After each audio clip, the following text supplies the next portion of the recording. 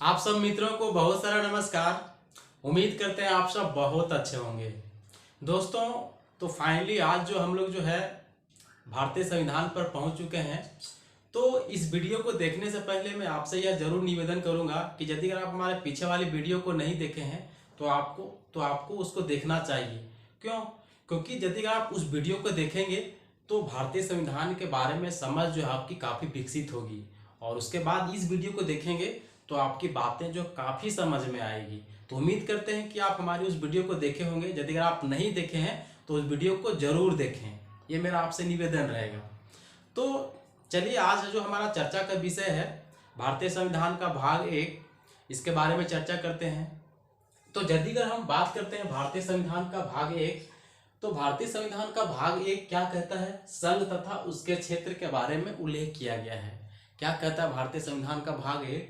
भारतीय संविधान का भाग 1 कहता है संघ तथा उसके क्षेत्र के बारे में वर्णन किया गया है। और भाग 1 में जो है कौन कौन से आर्टिकल आते हैं? तो आर्टिकल 1 से लगा करके जो है 4 तक जो है भारतीय संविधान के भाग 1 में आते हैं। तो हम जानते हैं कि भारतीय संविधान का जो भाग 1 के अंतर्गत अनुच्छेद 1 है, ये क्या कहता है? 2 है, क्या कहता है? 3, 4, ये क्या कहता है? इसको हम विस्तार से जानने की कोशिश करेंगे। तो आइए सबसे पहले हम जानते हैं कि भारतीय संविधान का जो अनुच्छेद 1 है ये क्या कहता है। तो यदि अगर हम बात करें भारतीय संविधान का अनुच्छेद 1, तो ये क्या कहता है? ये कहता है भारत राज्यों का संघ होगा। क्या कहता है? भारत राज्यों का संघ होगा। India that is Bharat shall be union of state. India that is Bharat shall be union of state. कहने का मतलब ये है, यह अनुच्छेद 1 क्या इसके माध्यम से यह कहने का प्रयास किया गया है कि भारत देश को जो है 2 नामों से जाना गया है। इसके माध्यम से जो है भारत देश का नाम जो है 2 दिया गया है। कौन कौन दिया गया है? एक दिया गया है इंडिया, और दूसरा क्या दिया गया है? भारत, है ना। तो यही सवाल जो है राजस्थान के एसआई सब इंस्पेक्टर वाले एग्जाम में पूछा गया था कि भारतीय संविधान में भारत को किन 2 नामों से जाना गया है। तो किन 2 नामों से जाना गया है? पहला क्या है? इंडिया, और दूसरा क्या है? भारत, है ना। तो ये सवाल पूछा है राजस्थान के सब इंस्पेक्टर वाले एग्जाम में पूछा है कि भारतीय संविधान में भारत को किन 2 नामों से जाना गया है। तो आपका जवाब क्या होगा? इंडिया और भारत, है ना। और साथ ही साथ इसी अनुच्छेद में यह कहा गया है कि जो राज व्यवस्था की जो प्रकृति होगी, भारतीय संविधान में जो राज व्यवस्था की प्रकृति होगी वो कैसी होगी? यूनियन प्रकार की, है ना। तो राज व्यवस्था की प्रकृति कैसी होगी भारतीय संविधान में? यूनियन प्रकार की। और राज व्यवस्था के संदर्भ में जो है, इसकी प्रकृति के संदर्भ में जो है हमने जो पीछे वाली वीडियो में चर्चा किए थे कि किसी भी देश के या तो फिर किसी भी राज व्यवस्था की प्रकृति जो है, नेचर क्या हो सकती है? या तो फिर वह यूनियन होगा, या तो फिर फेडरेशन होगा, या तो फिर कॉन्फेडरेशन होगा। तो हम पीछे वाले वीडियो में विस्तार से चर्चा किए हैं। तो संविधान के अनुच्छेद 1 में क्या कहा गया है कि राज व्यवस्था की प्रकृति जो है, भारतीय संविधान की जो प्रकृति है कैसी है? यूनियन प्रकार की है। और जैसे ही हम नाम लेते हैं यूनियन प्रकार की, तो यूनियन प्रकार की व्यवस्था में क्या है? इसके अंतर्गत क्या व्यवस्था किया गया है कि संघ से जो है इसकी जो इकाइयां हैं, मतलब संघ की जो इकाइयां हैं संघ से अलग नहीं हो सकती। संघ की इकाइयां जो है अलग नहीं हो सकती। और इसके अंतर्गत जो है संघ को अत्यधिक मजबूत बनाया गया है। और इसके जो संघ की इकाइयां हैं, कहने का मतलब है जो इसकी इकाइयां हैं, राज्य है, यूटीज है, ये जो है इसको काफी कमजोर बना दिया गया है। तो संघीय व्यवस्था में क्या व्यवस्था किया गया है कि संघ जो है काफी मजबूत होगा, और संघ की इकाइयां जो है संघ के अपेक्षा काफी कमजोर होगा। तो हम जानते हैं कि यदि अगर किसी को आप ज्यादा मजबूत बना दीजिएगा और किसी को कमजोर बना दीजिएगा, तो कमजोर आदमी क्या उससे अलग हो सकता है? तो इसको हम समझ सकते हैं इस प्रकार से कि मान लीजिए आप कहीं सुने होंगे पैरासाइट। पैरासाइट क्या होता है? परजीवी होता है। तो वो परजीवी जो कहने का मतलब हुआ जो है दूसरे पर डिपेंड रह कर के जो है अपने जीवन को चला सकता है। तो इसी प्रकार से भारत में भी यही है ना। भारत के जो राज्य है, राज्यों को जो है पूरी तरीके से संघ पर निर्भर बना दिया गया है। तो इसीलिए जो है संघ की जो इकाइयां हैं, मतलब राज्य जो है, केंद्र शासित प्रदेश जो है संघ से अलग नहीं हो सकता। क्यों नहीं हो सकता? क्योंकि बहुत सारे जो उसकी जो आवश्यकता है वो संघ से पूरी होती है। इसीलिए जो है चाहकर भी जो है संघ की इकाइयां जो है संघ से अलग नहीं हो सकता। तो ये सारी बातें जो है कहाँ उल्लेख है? अनुच्छेद 1 में ऐसा देखने को मिलता है। और साथ ही साथ जो संघ तथा इकाई के मध्य जो है संघ तथा इकाई के मध्य जो मतलब जो संबंध बना हुआ है, यह जो है कोई वैधानिक समझौता का परिणाम है। कहने का मतलब ये है, ये जो है प्रशासनिक सहूलियत को ध्यान में रख कर के जो है इसको जो है संघ और इकाइयों में बांट दिया गया है। मतलब कोई लीगली समझौता नहीं हुआ है, बल्कि प्रशासन को सहूलियत प्रदान करने के लिए जो है संघ को जो है संघ के इकाइयों को जो है उसको एक संबंध स्थापित करने के लिए जो है ऐसा कर दिया गया, ताकि प्रशासन में वैसा कुछ दिक्कत ना हो। तो इस प्रकार से अनुच्छेद 1 की बातें हो गई। आइए अब हम जानते हैं अनुच्छेद 2। अनुच्छेद 2 क्या कहता है? अनुच्छेद 2, तो अनुच्छेद 2 क्या कहता है? संघ में नए राज्यों का प्रवेश, संघ में नए राज्यों का प्रवेश की बात कही गई है। और जो ये संघ में जो नए राज्यों का जो प्रवेश होगा, ये सुनिश्चित कौन करेगा? संसद करेगा। कौन करेगा? संसद करेगा। संघ में जो नए राज्यों का प्रवेश होगा वो कौन सुनिश्चित करेगा? संसद करेगा। और कैसे करेगा? कैसे करेगा? विधि द्वारा, बाय लॉ द्वारा, कानून द्वारा, है ना। मान लीजिए कि संघ कहने का मतलब है, अभी संघ में जो है कितने, अभी टोटल राज्यों की संख्या कितनी है? 28 है। और केंद्र शासित प्रदेशों की संख्या कितनी है? 8 है। तो यदि अगर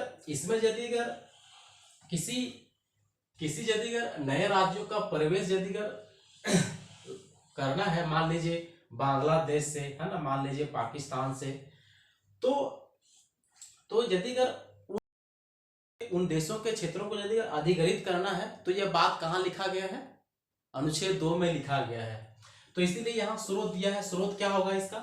पहले से मौजूद राज्यों की श्रेणी से, पहले से मौजूद राज्यों की श्रेणी से, और साथ ही साथ जो मौजूद नहीं है उसके बाहर वाली श्रेणी से। मतलब भारत चाहे तो पाकिस्तान वाले क्षेत्र को, भारत चाहे तो श्रीलंका वाले क्षेत्र को, भारत चाहे तो बांग्ला वाले क्षेत्र को अधिग्रहित कर सकता है और भारत के राज्यों में, भारत के संघ में शामिल कर सकता है। ये बात कहाँ लिखा गया है? अनुच्छेद 2 में जो ये बात साफ साफ लिखा गया है। और यदि अगर हम बात करें अनुच्छेद 3 की, तो ये क्या कहता है? अनुच्छेद 3 क्या कहता है? यदि अगर किसी राज्य का नाम या तो फिर क्षेत्र या तो फिर सीमा में बदलाव करना है, अनुच्छेद 3 क्या कहता है?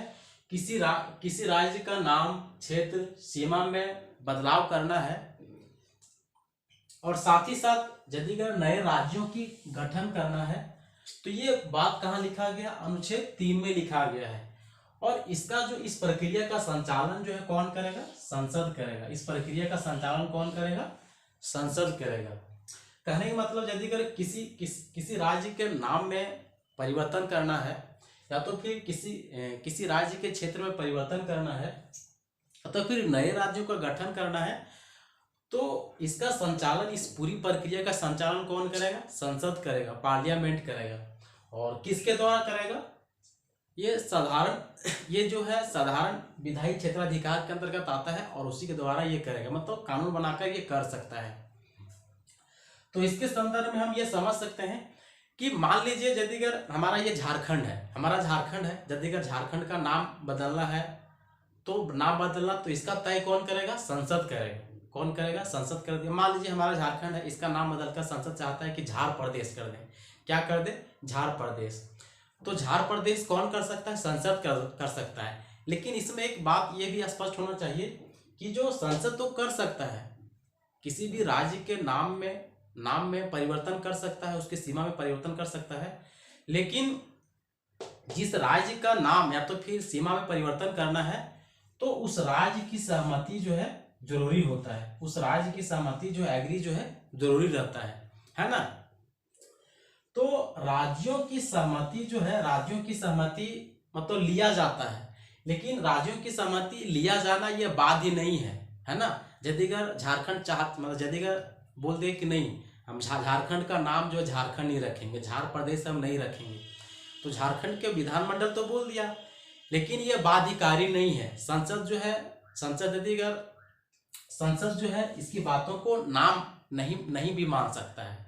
कहने का मतलब है पूरा इसमें अधिकार जो किसको होता है, संसद होता है। संसद जो है किसी भी राज्य के विधानमंडल के बात को इसके संदर्भ में मानने को बाध्य नहीं है।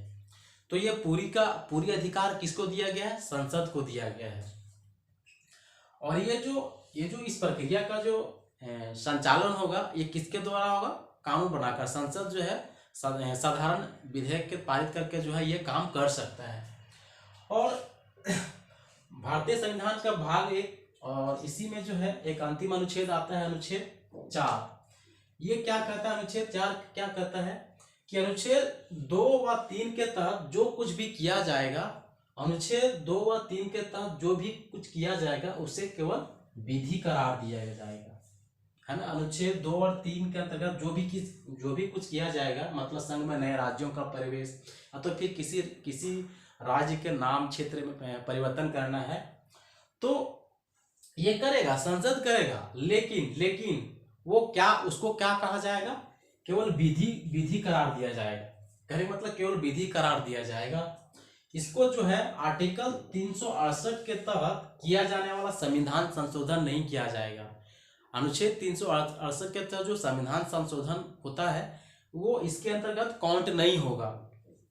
तो आइए हम समझते हैं कि आर्टिकल 368 क्या होता है। तो देखिए, भारतीय संविधान 368 कहता है कि भारत के संविधान में संशोधन की प्रक्रिया क्या होगी, ये अनुच्छेद 368 में लिखा गया है। लेकिन दोस्तों आप जानते होंगे कि संविधान संशोधन जो है 3 तरीकों से होता है। भारतीय संविधान संशोधन जो है 3 तरीकों से किया जा सकता है। इसमें से पहला तरीका क्या है, साधारण बहुमत द्वारा। दूसरा तरीका क्या है, विशेष बहुमत द्वारा। तीसरा तरीका क्या है, आधे से अधिक राज्यों की सहमति या तो फिर अनुमोदन और विशेष बहुमत द्वारा।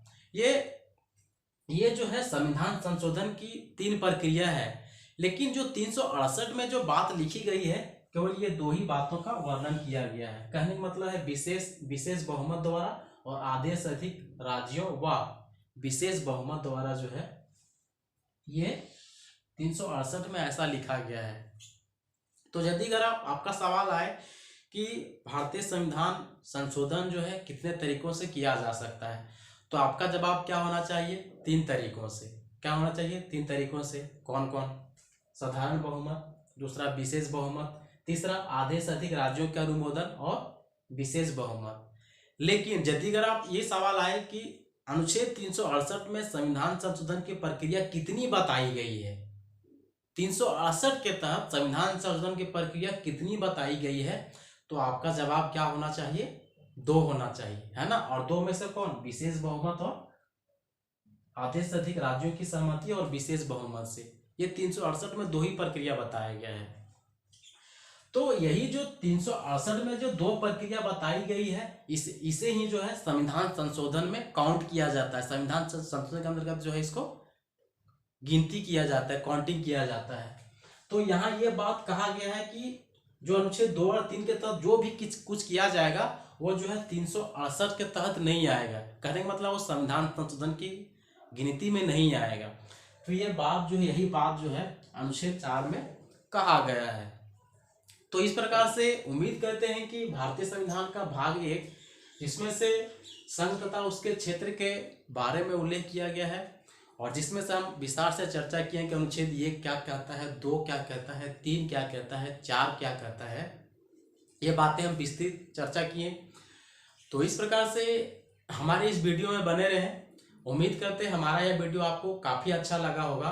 यदि अगर हमारा यह वीडियो अच्छा लगा होगा तो लाइक, कमेंट और शेयर जरूर करें। मिलते हैं अगले वीडियो में, तब तक के लिए धन्यवाद।